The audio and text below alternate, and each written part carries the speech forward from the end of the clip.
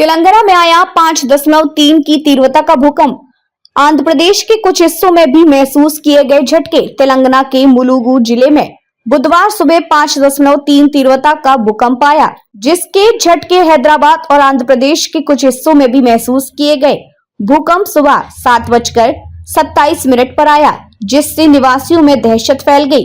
इसकी जानकारी national centre for seismology ने दी है। किसी के हताहत होने या किसी बड़े नुकसान की तत्काल कोई सूचना नहीं है। तेलंगाना के मुलुगु जिले में बुधवार सुबह 5.3 तीव्रता का भूकंप आया, जिसके झटके हैदराबाद और आंध्र प्रदेश के कुछ हिस्सों में भी महसूस किए गए।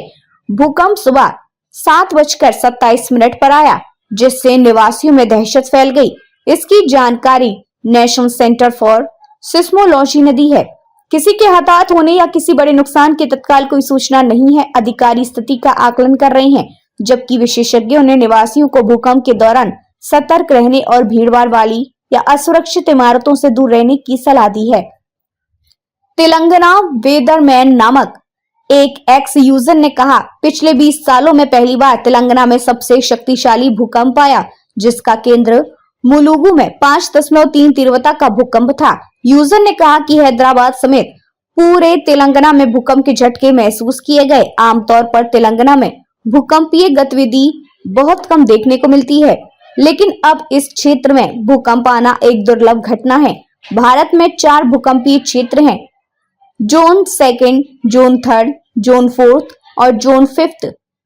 जोन 5 में भूकंप का उच्चतम स्तर होता है, जबकि जोन 2 में भूकंप का निम्नतम स्तर होता है। तेलंगाना को जोन 2 में रखा गया है, जो एक कम तीव्रता वाला क्षेत्र है। देश का लगभग 11% हिस्सा जोन 5 में, लगभग 18% हिस्सा जोन 4 में, लगभग 30% हिस्सा जोन 3 में और शेष हिस्सा जोन 2 में आता है।